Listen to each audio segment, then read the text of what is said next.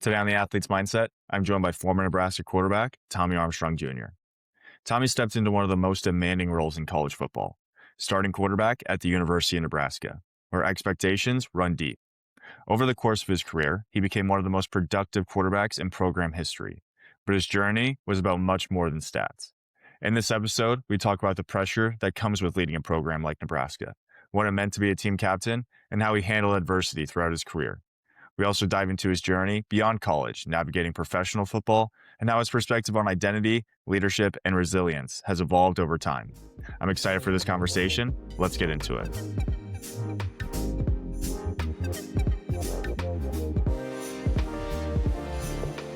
Tommy, welcome to the podcast. How are you?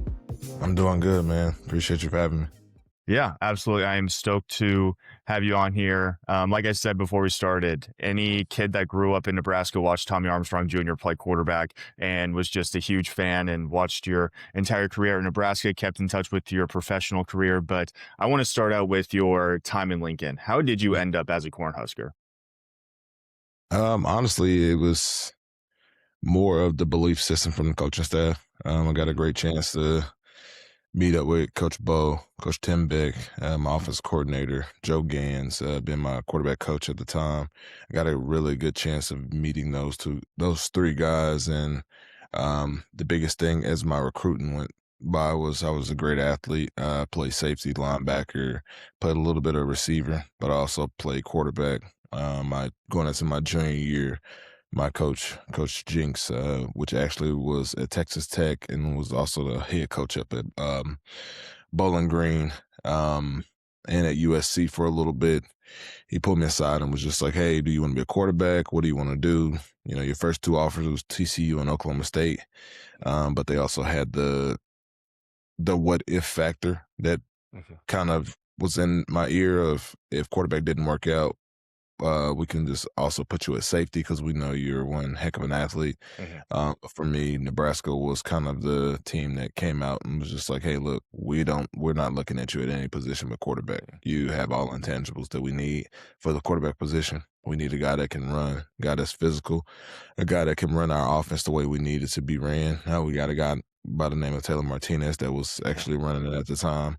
You fit kind of that same criteria that his build is, and that's what we're looking for." So, you know, after my junior year, I committed. Going into my senior year, so it was kind of a long commitment. So I got a chance to end up at Nebraska the first time I went there. I went there by myself on a non-official visit before my dad and my mom went with me. And I fell in love with the place. Didn't expect it to be as crowded as populated as it was. And that's kind of what drew me closer to it, just because of the fact that I'm back home where I am now in Texas, but here it's you live in an area that lives and breathes football. And that's what kind of reminded me of Nebraska when I went there or back home, which is you don't expect too many people to show up to a game, or don't expect the support system that Nebraska had. It reminded me of home, even though it was 15 hours away. It was kind of a moment where I sat there and was like, man, this is just like when I'm in Cibolo, Texas, where Friday night we get out there and packed stands, thousand fans that's supporting their football team. And that's kind of what made me fall in love with it. Was I wanted to be far away from home, but also be comfortable. And that's kind of what led me to choose Nebraska. Yeah, I mean, like you touched on it, Texas high school football is just unbelievable. There's nothing that you can compare to it. But then, yeah, when you show up at Nebraska, I think a lot of people, when they first show up here, they're surprised by how much football means and just how Saturdays in the fall, what it means to the state. And so you show up on campus and then you redshirt your freshman year. I think nowadays a lot of kids, they just want to show up. They want to play. They want to, show that, they went somewhere and they're having success. How did you handle that redshirt process? And where do you think you grew during that year redshirting behind Taylor Martinez? I think that the year that I grew, a lot of times, a lot of people can agree on this, was the year that Taylor ended up getting hurt, which was my red shirt. I want to say sophomore year. Mhm. Um, I had so many people. I would say, actually, to be honest, I'll say my redshirt freshman year. I had a lot of people that was kind of my support system. My support Mhm. system, which when I mean what I mean by that is I had so many guys that were veterans, guys that was I call them veterans because they were seniors. And you got Jeremiah Searles that had a long tenure in the NFL. You know, you got Amir, you got Kenny Bell, you got Quincy Enunwa, you got guys all across the O line, A-Rod, you have Quali, guys, Spencer Long, those guys that were basically juniors and seniors that I looked up to, that was kind of my support system, I would say my crutch in the system of being Mhm. a freshman, being able to play at an early age. It kind of got me prepared to kind of take the reign when they left. And that was kind of a growing moment for me. I didn't play a lot, but I got a chance to put myself in the right situation to be successful at the university. And like I always tell a lot of people, I got a chance to do things that a lot of people don't get to do, and that's play Mhm. as a freshman. Yeah. And a lot of people say red shirt freshman, but I ended up getting hurt my true freshman year, which kind of allowed me to take my red shirt that year. Mhm. Yeah. And I'm curious, when you did start, get the starts and you were the starting quarterback at the University of Nebraska, did you feel any pressure on yourself? Did you feel any external pressure? And just how did you handle that? Yeah, it's always pressure being a quarterback at the University of Nebraska. I think that's the biggest. They use the fishbowl analogy, which is, it's kind of like being in a dental shop Mhm. or a doctor's office, and you're the fishbowl, and you're that solo fish that's just swimming around. Everybody's looking in the tank and knocking on the tank, Mhm. but everybody's eyes are on you, on and off the field.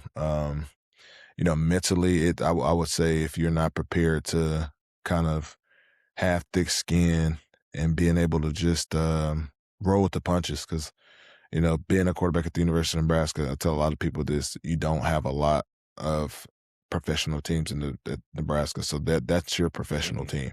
Um, of course they've got the professional volleyball team now, but college sports is the profession of the Mhm. University of Nebraska. It's the profession of the state of Nebraska. Everybody travels every weekend, no matter where they are, where they're from. They get there every Saturday, Mhm. and they pack those stands, and their eyes are on you to be successful. And mentally, I would say it's tough. You like I said before, you have to have thick skin, but at the same time, you have to. And I was grateful enough to have a quarterback coach and a head coach like Bo Pelini, which Mhm. led me to be prepared for social media, be prepared for the outside world of football. We weren't allowed to do any interviews our freshman year. A lot of people looked at that as, what is Coach Bo doing?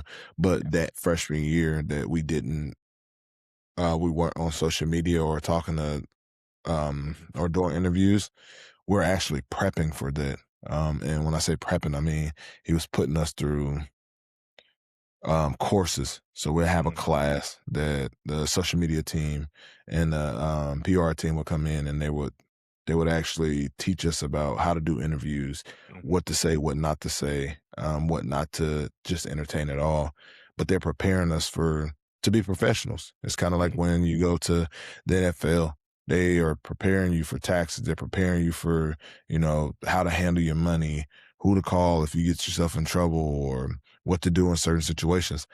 That's what they Coach Bo believed that he should do with his players, and that's why I respect him so much. Just because, like I said before, it's a mental game. It's a mental battle, not just the quarterback position, but just as a player playing in the University of Nebraska. Just because, you look at Texas. Texas got so many teams. Texas Mhm. A&M, Texas Tech, Texas, UTSA. Like they got Mhm. so many teams where everybody's not looking at just that team. You got Mhm. 8 or 9 teams in the state of Texas, so you Yeah. got 8 or 9 different, and just imagine if Texas had just one team. There wasn't any teams in Dallas. It wasn't teams in San Antonio, Houston. Like, it was just one team. The stress of being a quarterback for a Texas team would be, 1,000 times worse. Through But the at the roof. end of the day, mentally, for the University of Nebraska, you have one team. So now Mhm. you have to think about just how much weight is on the shoulder, not just of the quarterback, but as a team in general. I think like I said before, it's a mental battle, but at the same time, I think I was prepared so much just because I had the right support system around me. Mhm. So unfortunately, my after my redshirt sophomore year, they ended up firing Coach Bo, but that led me to become one of the captains, one of the leaders, one of the guys that Mhm. everybody looked up to, just because when you have a different coaching staff, it's a little different. You have to build those relationships, build those bonds, and the team has to stick together. And I was one of those guys they looked up to. Yeah, I want to get into your time as a captain, being a leader. But before then, when you stepped onto the field, when you stepped on Memorial Stadium, the offense runs out onto the field. What was just your mindset, your thought process? I know a lot of guys, they just talk about how they walk out there and they just believe they're the best guy on the field, whether it's true, whether it's not, but they kind of have that mindset. What was your just thought process when you were out there under center? Honestly, it's kind of the same thing where confidence is a key. You always want to put yourself in a situation where you believe every game you're going to win. You don't tell yourself, "Oh man, this is a game that we're probably going to lose." That's never a doubt in my mind. I'm always, thinking two steps ahead. A lot of people don't understand this, but football is a game of chess, not checkers. You got to be thinking two Mhm. steps ahead, and you got to be thinking about your next play as you're doing the first play. But for me, I would always go out there. What can I do to get my teammates in the right situation to be successful? Not just for myself, but for them as well. And getting them in the right situation as far as that, it could be anywhere from, starting the first drive off right, scoring on the first drive of the first half and the first drive of the second half. Those are the things that I'm thinking about as I'm going out there. Of what are we doing here? What do we have? For me, being able to be kind of a guy that had to do everything as far as protections, putting my guys in the right situation as far as, Mhm. signaling out concepts, put my running back on the right side or the left side, depending on what protection I call. It's a lot that goes into playing Mhm. quarterback, identifying the mic, being able to put your, like I said before, putting your line in the right situation to be successful. Those are the things like I'm thinking about as the game goes on, like, okay, cool. Like, what happens if we do this? What happens if we do that? I'm talking to my whole line. I'm meeting up with them. Hey, okay, cool. This is what we got. Remember this, remember that. Tell my receivers the same thing. Like, I just want to make sure everybody goes in there confident as possible, not thinking, not questioning themselves, but at the same time playing carefree because they knew right away, like, if I don't know, Tommy's gonna put me in the right situation and he's gonna make sure that I'm good. So I wanted to make sure going into a game, I'm confident. And I know right away, like, I'm the best leader, I'm the best guy on the team, best guy on the field. I need to do what I can do to put my guys in the right situation to win the game. Yeah. It's interesting you touched on just all that you're kind of taking into account, whether it's the protection, it's, you're thinking two steps ahead. If we get a first down here, what are we thinking for the next play or the next drive? And it's funny because um, Caden, who is your brother-in-law, he was one of my Mhm. receivers in high school and was just an absolute dog. Ended up playing football at Harvard. It was just unbelievable. But we talked a little bit just about his time at Harvard and what practice went into, and just how almost elementary our high school offense was, and how I felt like I never really was even thinking about the offensive line or anything. It was just, all right, let's go out there and play. We got the play, we go and do it. Mhm. For just fans that don't know, like, what does a week's prep look like, and what are just some things that you think fans don't take into consideration when it comes to just how hard you work and how much you had on your plate as a quarterback?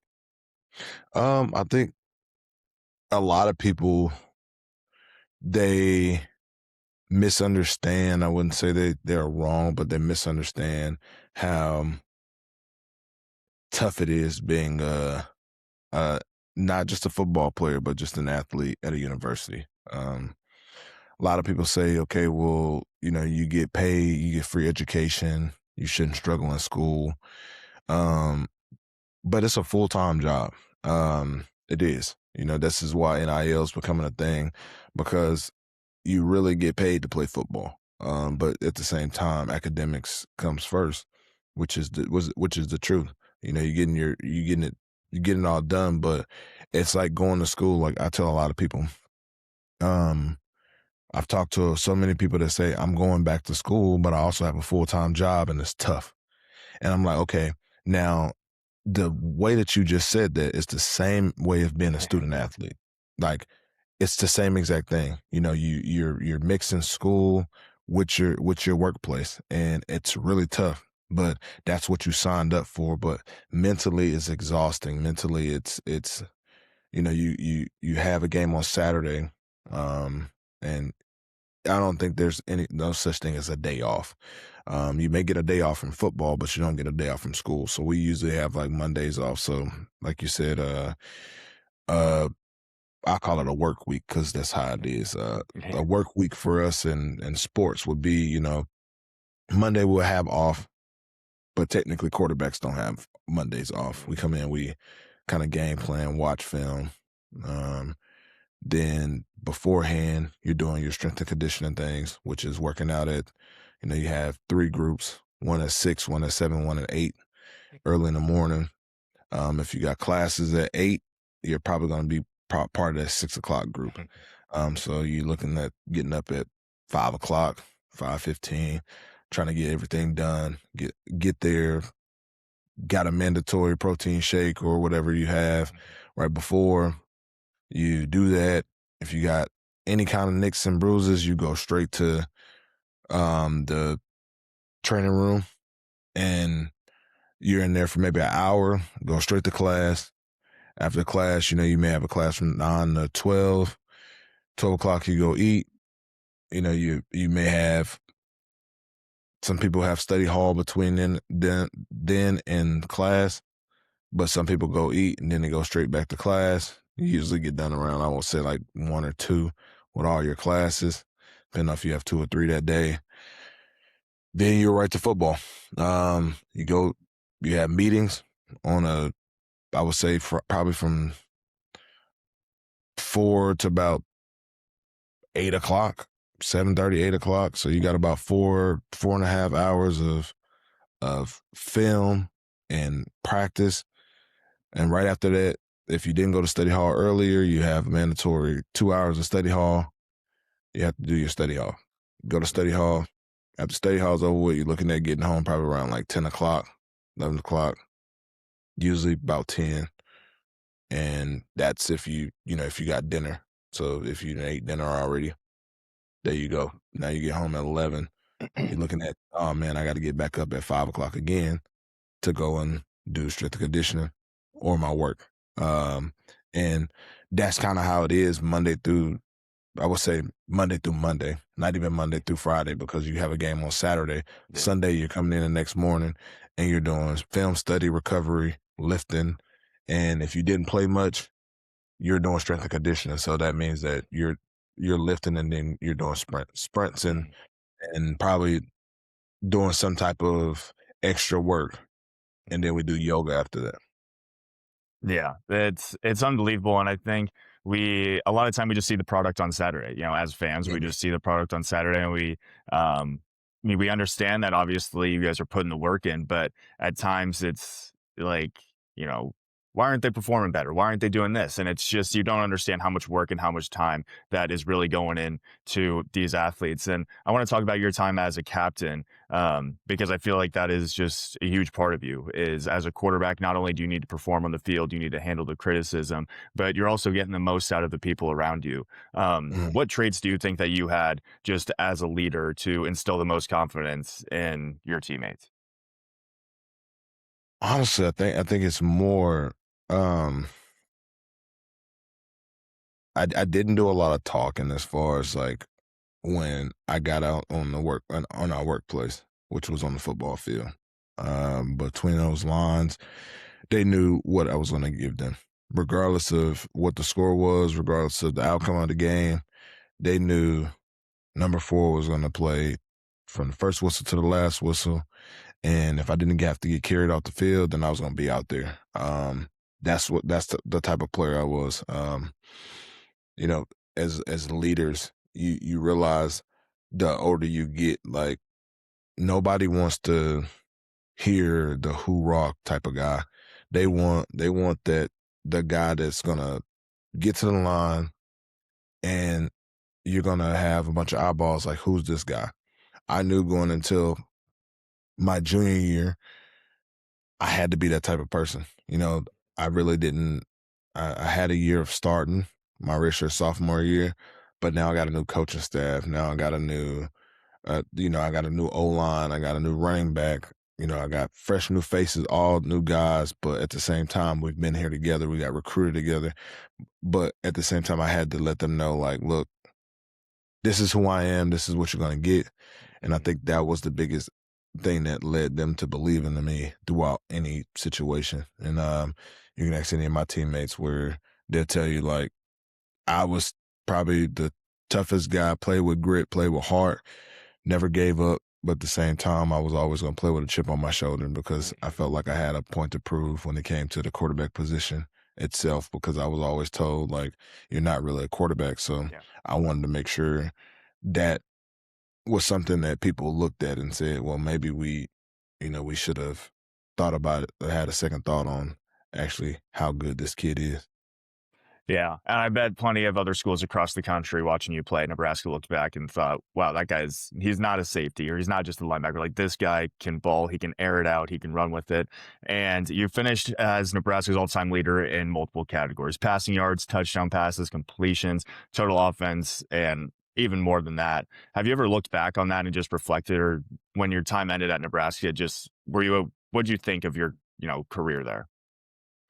Honestly, I really didn't think about it much. It's crazy to say that, like, when you're the quarterback and you're just being the person that you are, you're going through every single game, every single week, every single season. You're not really thinking about numbers. You're just, Mhm. because in the end of the day, I had playmakers around me. Like I said before, I can name a plethora of players. Like, I mean, Amir, Quincy, Kenny, Stan, Jordan Westerkamp. I had Tyrell Newby. I had DeMornay Pearsonell. I had just so many players that was just really, really good. Like, which, that made my job a lot easier. All I had to do was get the ball to them. There was times where, those guys made plays, and quarterbacks get a lot of glorification behind it, but they don't really get the recognition that they need. But like I said, all those records wouldn't be broken without those playmakers around me. And I'm just grateful to have my name up there as some of the records. So on top of some great players, as being number one, it's just, like I said, it's a blessing just for me. So I'm excited about just being able to have my name part of that group. Yeah, absolutely. I mean, you absolutely balled, and it just seemed like it was week in and week out. I wanted to ask just your thoughts on Nebraska before we move to kind of just your professional football career. What made Nebraska different the time, while you were there? Just what about the culture? What about the program just made Nebraska different? And what helped you guys just win football games? I think I think what made Nebraska different when I was there, I would say my first 3 years of being there, um, we had a coach that was, a lot of people may look at it differently, but I look at it as a coach that we had a players coach. Really didn't care about social media. Um, and I think that's why he actually trained us to kind of be able to talk and be able to handle ourselves correctly when we get in front of cameras, because he understood that we're young kids coming out of high school. Like, he Yeah. knew, like, I don't want to put you in a situation where they may try to twist your words, so you're not allowed to talk to the social media at all. I don't care. You have to play a minimum of 4 games, and if you do, that gives us at least a month to prepare you to talk to them. And I thought that a lot of fans and a lot of social media people didn't really understand that from his aspect of, and maybe he could have handled it differently sometimes, but I think that he was more of a player's coach. And when you have a player's coach, it gets you talent. It gets you guys that want to play for that head coach, that want to buy into the system. And we I think that's kind of where it was just we figured that we took the role as a team what I take as a quarterback. We were that fish in the fishbowl. Um, that the University of Nebraska football team was all Nebraska had. So if you can't get here to this university and focus on what you need to focus on, get your grades right, go to tutor and do this, do that, we bought in. And we had guys that were so used to winning that they didn't know any other way. And with Coach Bo, like I said before, I think his last 8 or 9 years, he had 9. He won 9 games every year. So that was the standard. The standard was we are not looking at just being 500. We're not looking at winning games barely. We want to win every single game that's on our schedule, and we'll come up 2 or 3 games short. Usually later in the season, we have to play Iowa, we have to play Wisconsin, we have to play the tougher late November games, and those are the games that decide whether you're in the Big Ten championship or if you're not.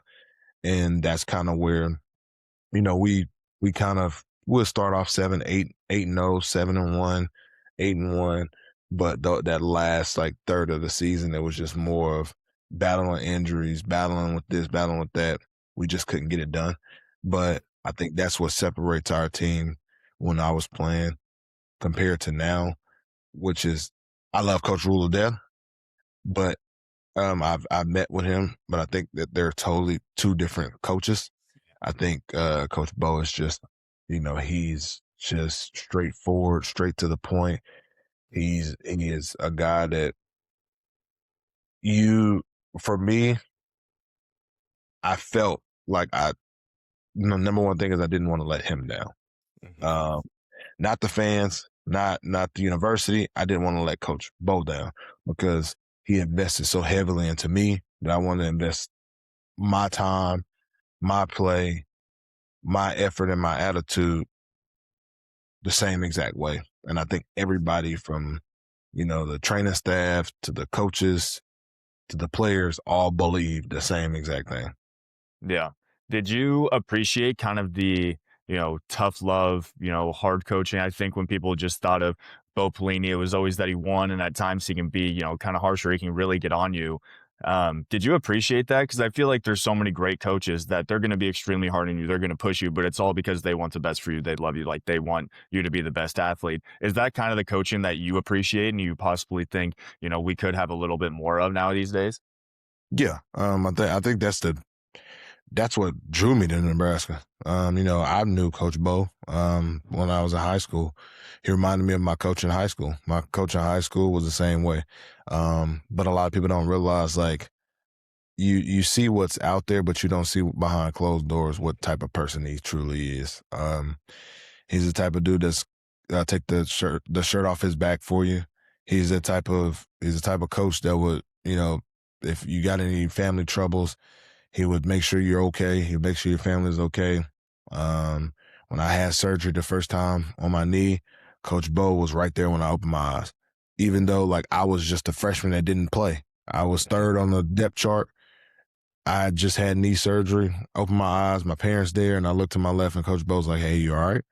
And I said, "Yes, sir." He was like, "Okay." He was like, "Just want to make sure you're good. I'm glad everything's healed up. Make sure you take care of yourself. We're gonna get you good. We're gonna get you going, and you're gonna be our guy soon. I just want to make sure you're okay." Those are the things that a lot of people don't see. They see the guy that's yelling, throwing his hat, throwing his clipboard, all that. Like when you have a coach that's passionate, it's a difference between playing with emotion and playing with passion. And it's the same way with coaching.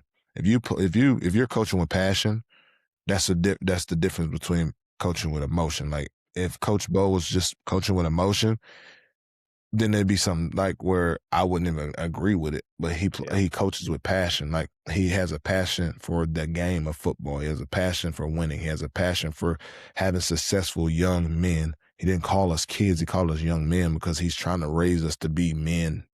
Hmm. Um, initially when we get there, and nobody saw the outcome of all of that, which was like they saw what I would say they saw what they saw, but like for us, we experienced us coming in at a young age, having to take this course, having to take this class, have to take this, have to understand what this means, then get into football, making sure like you're a student athlete, we had to do all our orientations, sign up for this, sign up for that, make sure we in study hall. He's popping in the study hall every day just to make sure the right people in there. He's talking with our tutors, and he's getting reports every day, like he's going to classrooms, Yeah. peeking in classrooms to see if everybody's in there, if it has more than 5 or 6 football players in it. Those are the things as a head coach, he doesn't have to do. Um, but it allowed us to understand how much he truly cared for us as not just players, but as humans, like as kids. Like that's like with your parents. Your parents always say, "Oh, look, I cleaned your room," even though I kept telling you to clean your room 4 or 5 times. They do it not just because they have to, because they're your parents that love you.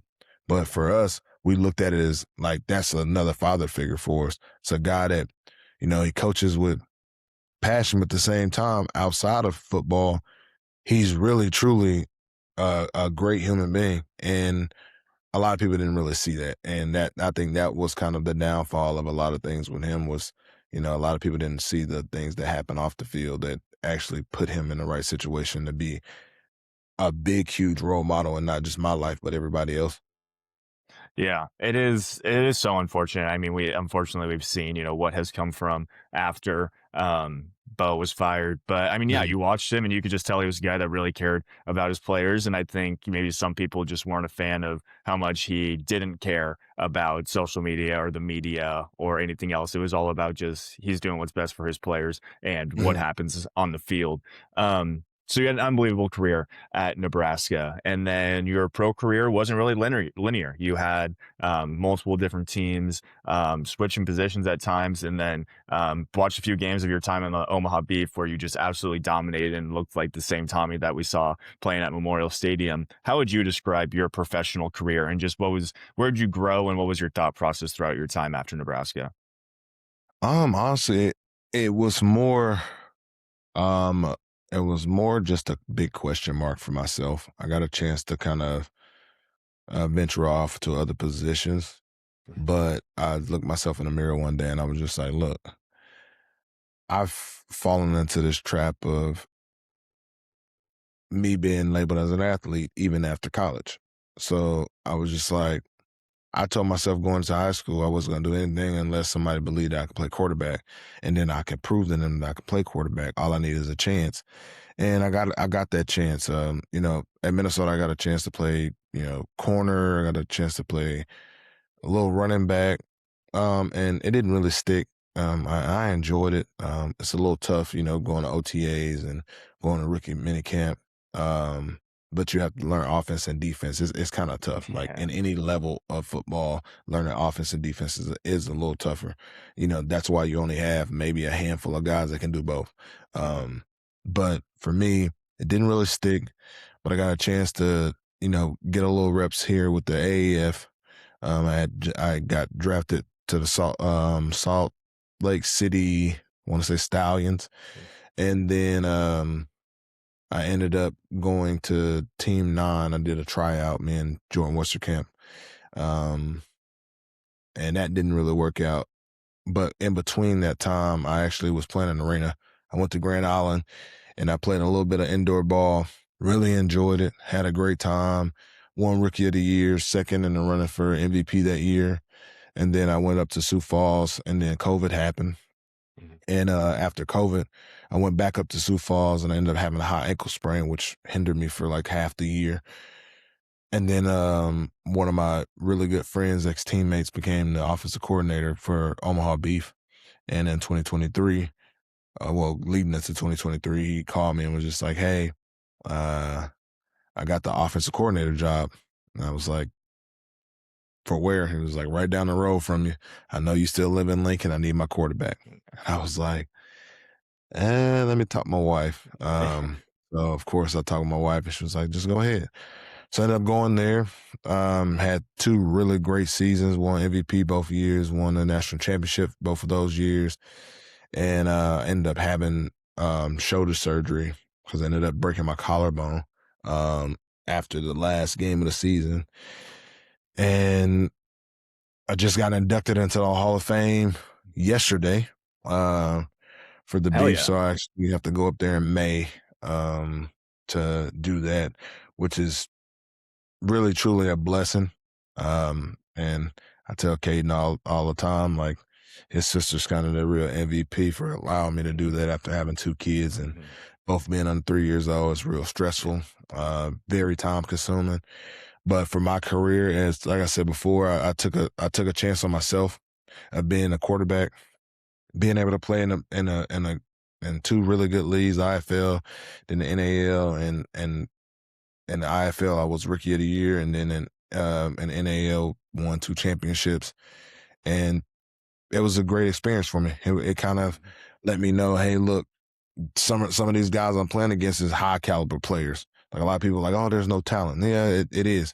Some guys, that then played with, the XFL. They've played in the IFL. They've played in the league for some. Some guys played for the Saints. Some guys played for the Chargers for a year or two, but they want like Paxton Lynch is a starting quarterback for the Colorado team.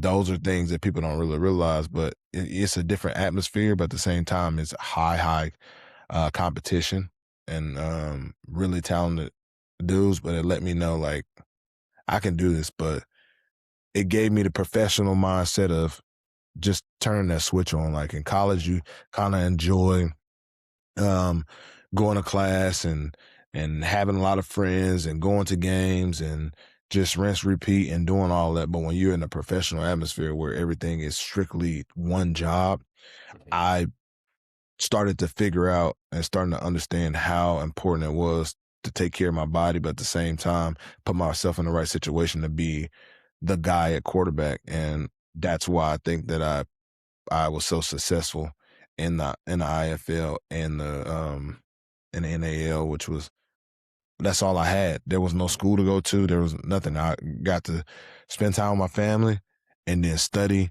And I have notebooks and notebooks of just film and just writing notes. And that's one of the things that I think that's the most important thing for a quarterback is when you get to where you want to be, you can always learn. I always had a notebook no matter where I went.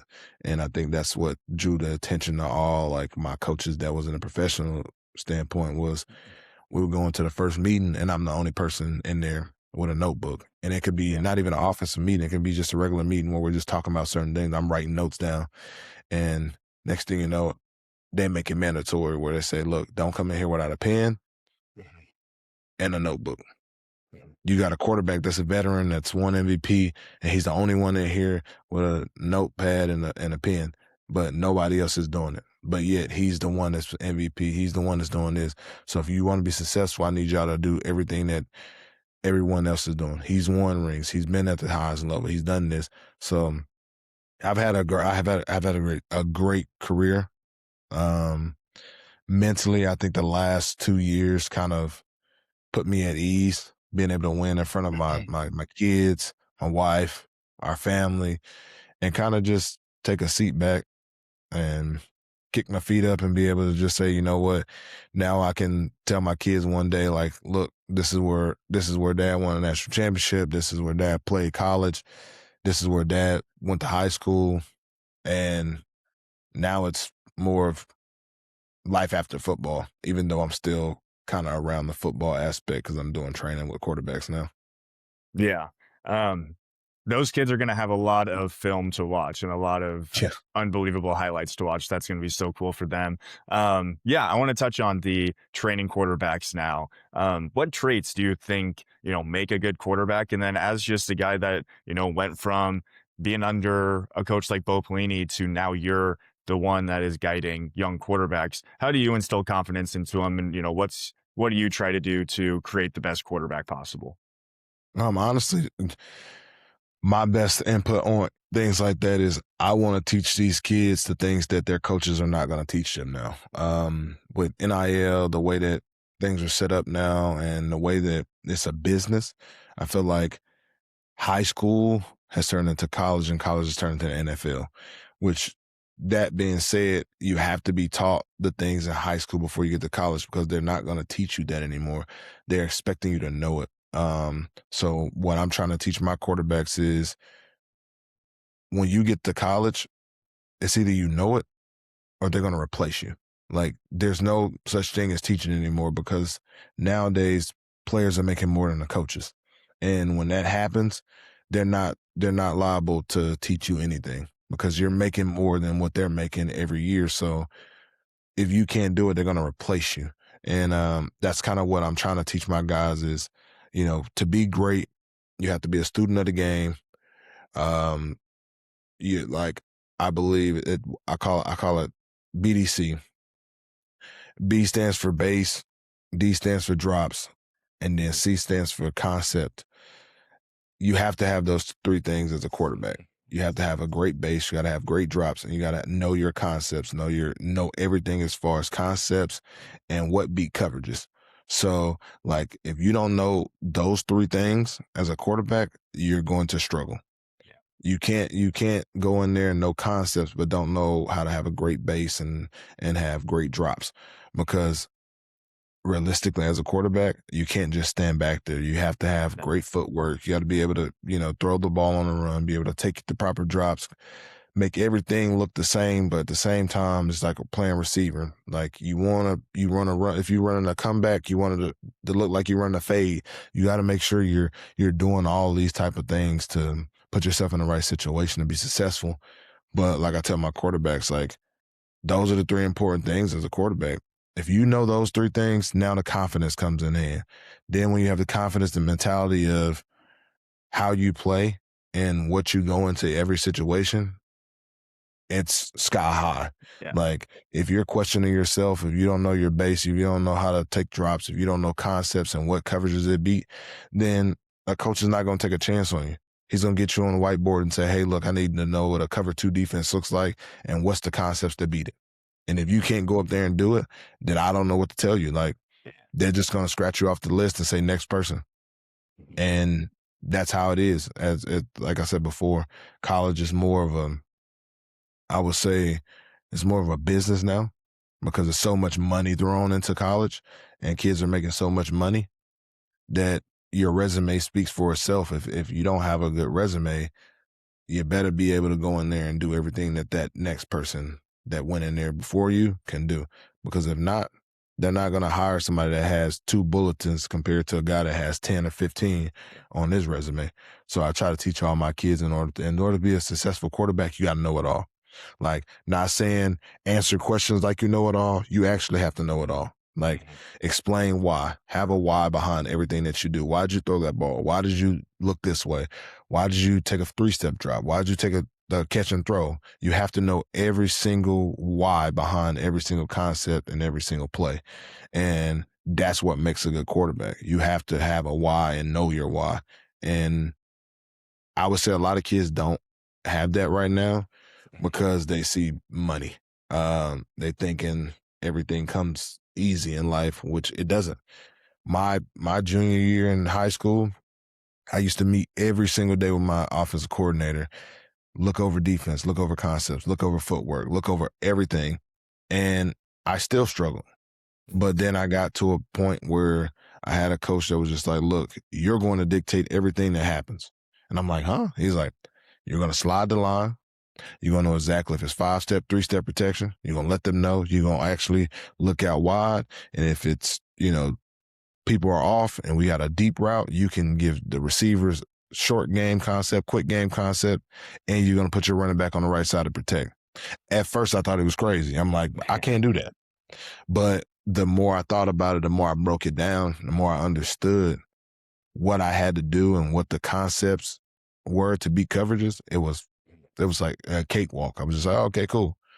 But for me, I wish I would have had 2 more years under Coach Bo and Coach Beck's offense, because I feel like I would have been a really, really dangerous quarterback then going into my junior and senior year with the same offense.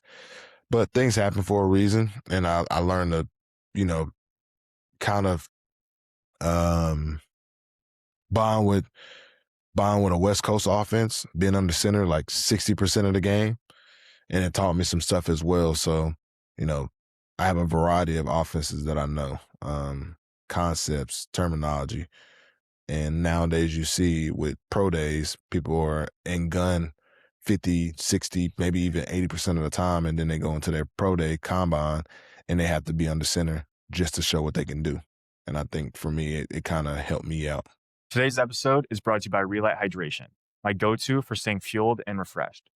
As a former athlete, I know how important it is to stay hydrated. And Relight makes it simple with clean ingredients and essential electrolytes.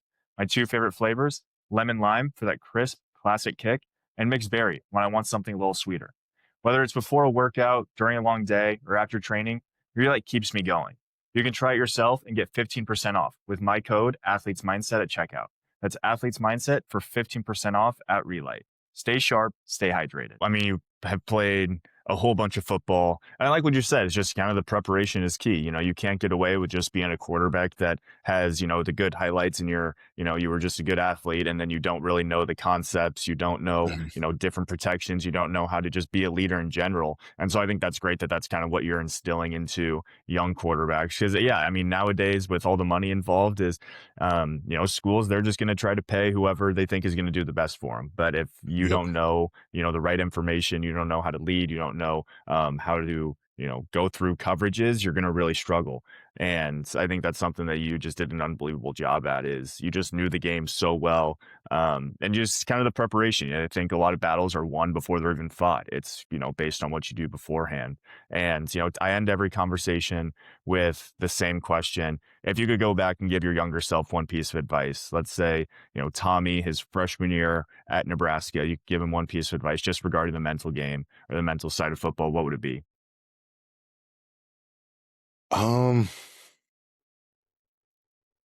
I probably would have met more with my older guys than I did.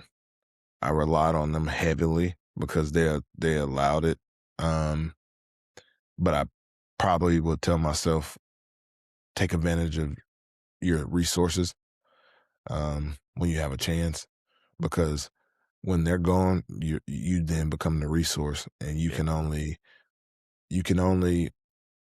give out the most information that you have from what you got from the guys that you've learned from.